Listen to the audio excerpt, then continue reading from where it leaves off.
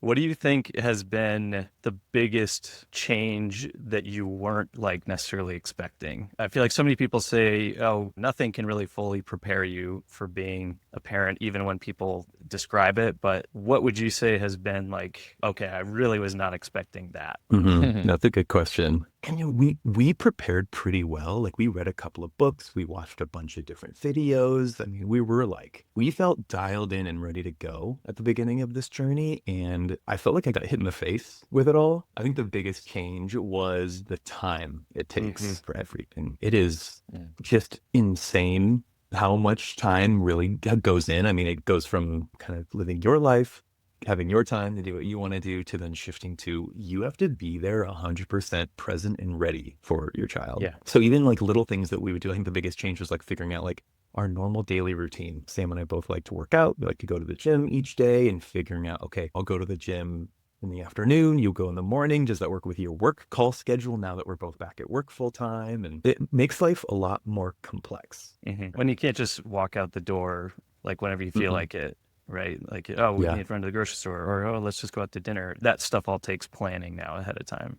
Yeah, it really does. And, Hmm. before we could say we needed to walk out of the room for a couple of minutes and do something. And, we would leave Bear where he was. The first couple of months is easy. We'd plop him down in the middle of the bed or whatever. And we know he wouldn't roll or go anywhere. But now that he's really rolling and moving around, we can't do that. And so it's getting more and more difficult to do things, especially when your spouse is out doing something else and you're home alone with them. It makes it a lot more complex too, figuring out how to get the daily tasks completed with Yeah. having a baby hanging on you or somewhere in the house. The other thing about that too is like because your baby is moving and there's safety factors figured in, your brain is constantly on like all day Mhm. long in thinking about somebody outside of yourself. You lose a bit of yourself in that too. Like you're here, but you're also there. And it's constantly churning, even when you don't want it to happen because you need to keep somebody alive, which is a big deal.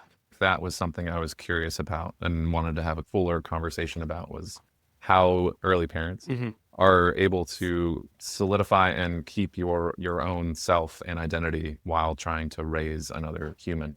I mean, you can go in prepared, and is it the Mike Tyson quote where, you can have the best plans, but till you get hit in the face, or I Mhm. butchered it, Yep. but Yeah, yeah. That's it. Close enough. yeah, Yeah. and that's sort of it. Like we're flying by the seat of our pants and figuring it out. My response and how Sam and I are going about it are very different than how Jamie and Lauren went about doing it too. I think it's really individualistic of how you get those different things solved. We just have really good communication with each Mhm. other Yeah. and really just bleed into that. Yeah. The other aspect of it too is it is really individual because I think how you respond to being a parent, some people take that role really seriously and have a lot of anxiety about it.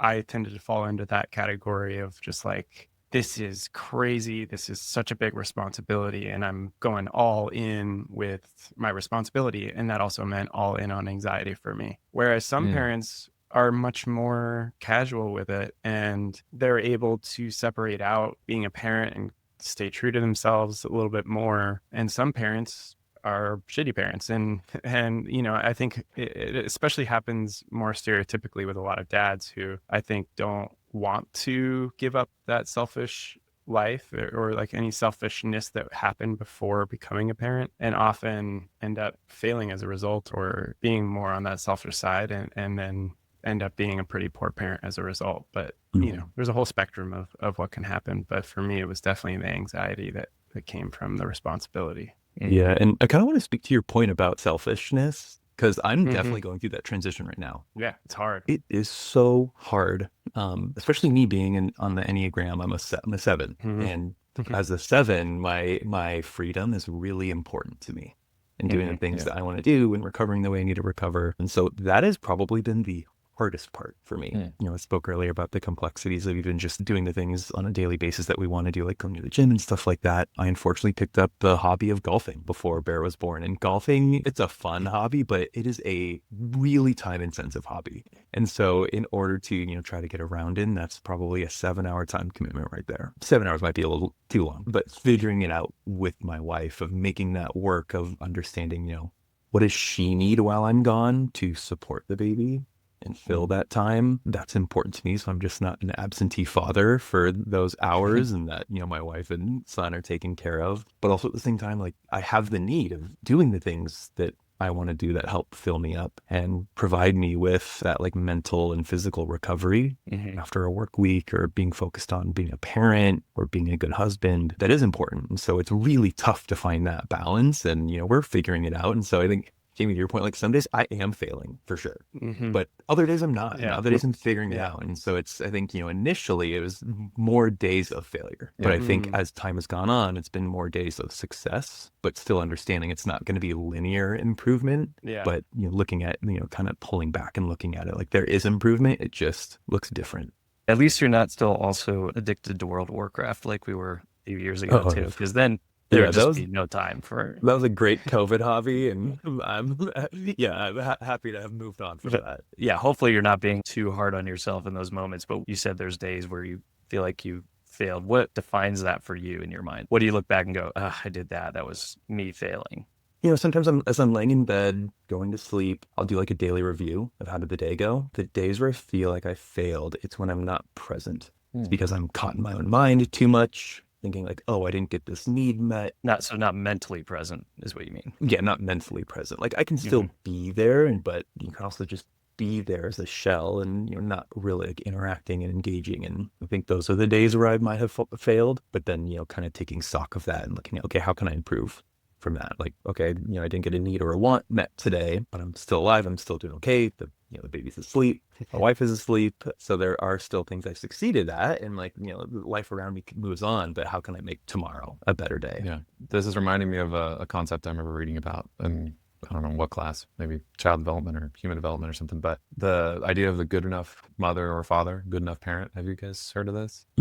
I have, but I forget. It's the good enough parent. I think it was, if you can be present like 70% of the time, and maybe, you fail 30% of the time, as long as you're making an effort to recover from that rupture, whatever that rupture is in that 30%, no child is going to feel like you weren't there or weren't present enough. So I don't know. When I was reading that, I was like, this is making me feel a little bit better about potential fatherhood someday. Similar to that, it's like what your child remembers and holds on to is not going to be those like 30% mistakes. It's going to be what happens on a consistent basis. So if you're consistently doing something that is traumatic or harmful, that's going to stick way more than the times where you're getting it right. Matt, I relate to you so much. Like thinking about being a parent, it's so hard to be 100% on and present all the time and getting it right. Like there's just no way it's gonna happen. We're humans. We're kids who've had drama and are figuring it out and need to dissociate or check out every once in a while. Yeah, for sure.